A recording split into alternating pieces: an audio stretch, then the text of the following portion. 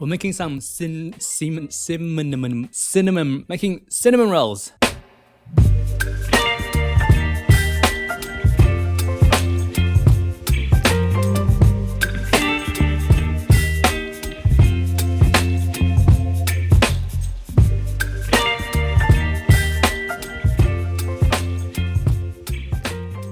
G'day guys, how's it going? Welcome back to Sam's Home Kitchen, where I bring to you budget-friendly recipes with sustainability in mind. So this week's recipe is a community request by Gabriella Montague. So she left a comment in my last video asking if I have ever made any cinnamon rolls before. So not saying like this is going to become a wish list, but I appreciate any ideas and any thoughts. So anything that you would like to see, please feel free to leave a comment down below. I'll do what I can. I'll do my best to come up with recipes and simplify recipes and do the calculation and break down the cost for you, which is exactly what we're going to do today. So I browsed through a fair few cinnamon roll kind of recipe and cut down the unnecessary ingredients and simplify this recipe for you guys. Gabriella, if you're watching, thank you for the suggestion. With the simplification, we're also able to make this recipe 100% vegan friendly, so that is always a plus. That is all I want to say today, and let's get cooking. With today's cinnamon roll or cinnamon scroll recipe, we're going to break down the ingredients by 3 elements. Ingredients for the dough,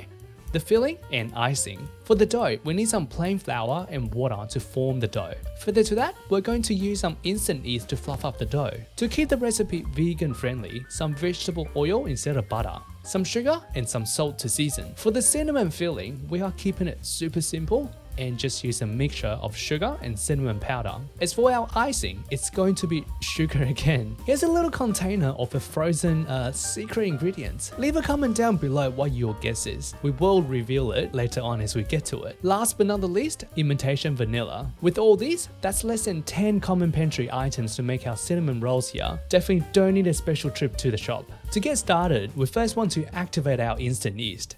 If you've been sticking around for a while, you will know that I've been keeping my dry yeast in the freezer for quite some time now. Shielded away from heat and moisture, my dry yeast is still going really strong 2 years down the track. To minimize exposure to moisture, I quickly get 7 grams of yeast out of the bag, seal it up, and straight back in the freezer. Next, we need some food for our yeast to wake up to. Measure out 5 grams of sugar. Optionally, a pinch of flour to add another form of carbohydrate in. And then we want to mix in 100 grams of lukewarm water. Water should be about 40 to 50 degrees Celsius or 104 to 122 Fahrenheit. Why? Now mix it all up until all is dissolved. Give the mixture about 10 minutes. If we get a good amount of foam on top, that means the yeast is nice and strong and active. Otherwise the yeast is dead and we will need to get some new ones. Now we get our yeast activated, grab a big mixing bowl. Since we've already got 100 grams of water with the yeast, we want another 150 grams here. 45 grams of sugar, fat content to keep our dough soft and moist. We want 75 grams of vegetable oil, or you can use butter for the non-vegan friends out there. 500 grams of flour. This recipe gives us 9 cinnamon rolls weighing about 100 grams each, so feel free to up or down the recipe to fit your situation. All these numbers are in metrics, so it's easy as 1, 2, 3.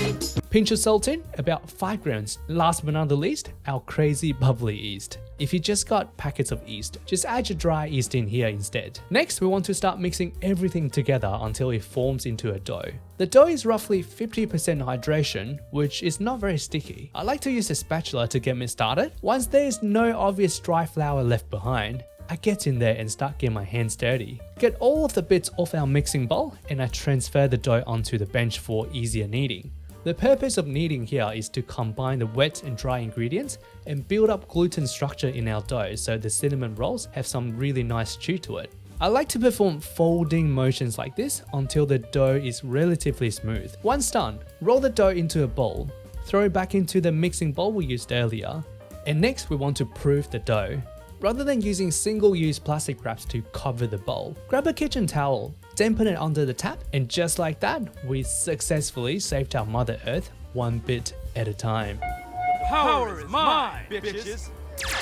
Cover the bowl for 1 to 1.5 hours or until the dough is double in size. This process is yeast eating away sugar and protein and in return generate micro CO2 bubbles in our dough. Set the dough aside for a minute and now we want to measure up our cinnamon filling.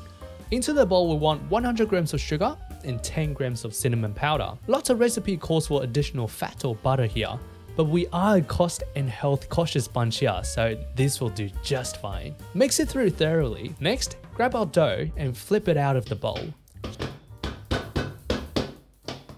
Here, I added a few more folds to the dough to give it a bit more bite. Just grab the corner of the dough and fold it in. Don't be afraid to push the air out at this stage. Once we've done a couple of rounds, flip the dough over, grab a rolling pin, and we want to roll the dough out. The dough should be soft and stretchy at this stage. Roll it out into rectangular shape. We want the dough to be roughly 2 centimeters thick. You can use your hand to stretch the dough to help shape it. Once we get our dough into a nice sheet, we can now sprinkle the cinnamon sugar we made earlier. Sprinkle, sprinkle, sprinkle, sprinkle.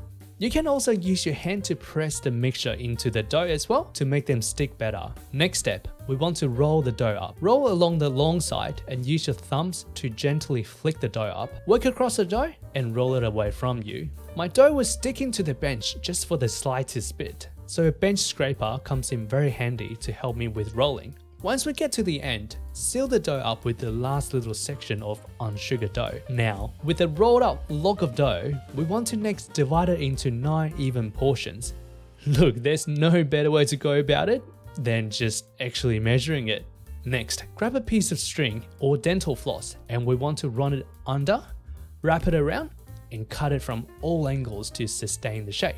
And then we can start loading up the cut up cinnamon rolls into a well-oiled baking tray from another angle, and we will do it again. Send the piece of string under, swap the strings around on top, and then pull. Lay out the cinnamon rolls in the tray and adjust them around to give them even spacing between.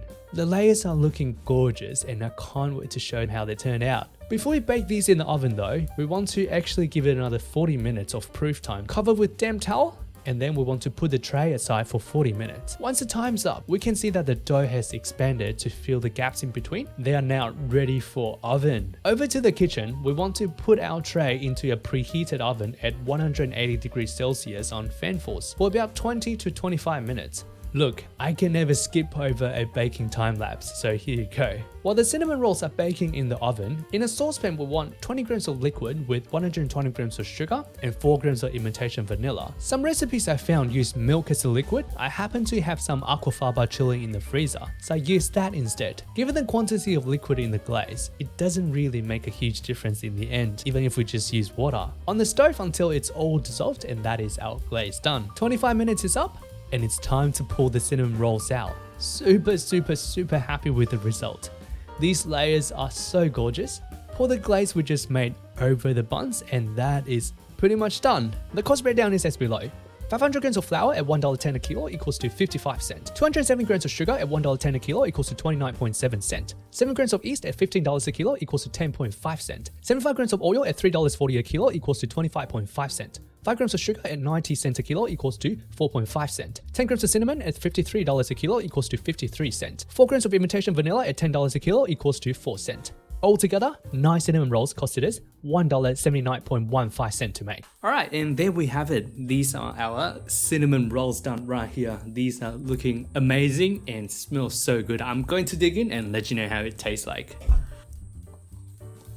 The bun is super soft and the layers trapping all of the cinnamon and the sugar flavor. It's really good, and honestly, keeping everything so simple and cut out the unnecessary ingredients allow us to be able to make nice cinnamon rolls at this price. Thank you so much for tuning in. If you like my video, give it a like. If you want to see more, consider subscribing. I have one of these videos coming out every 2 weeks. Be budget focused and be environmental friendly.